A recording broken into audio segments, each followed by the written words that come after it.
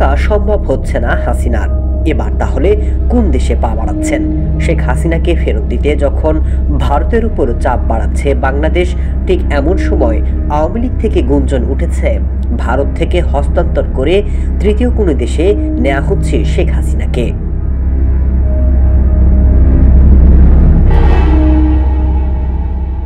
ওবায়দুল কাদের, আরাফাত, শামীম ওসমান সহ দিল্লিতে জড়ো হয়েছেন আওয়ামী লীগের একাধিক নেতাকর্মী। ধীরে ধীরে ভারত থেকে বাংলাদেশে তৎপরতা চালাচ্ছে তারা। এরই মধ্যে বাংলাদেশ থেকে যখন হাসিনাকে ফেরাতে চাপ বাড়াচ্ছে, ঠিক এমন সময় আওয়ামী লীগ থেকে বাড়ছে তৎপরতা।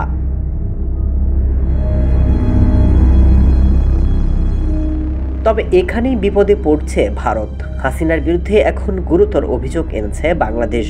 এমন অবস্থায় শেখ হাসিনাকে ভিন্ন দেশে ছেড়ে দিতে কিছুটা ভাবতে হচ্ছে নয়াদিল্লিকে, কারণ হাসিনা বাংলাদেশের হাতছাড়া হলে ভারতের সাথে সম্পর্কের অবনতি হতে পারে।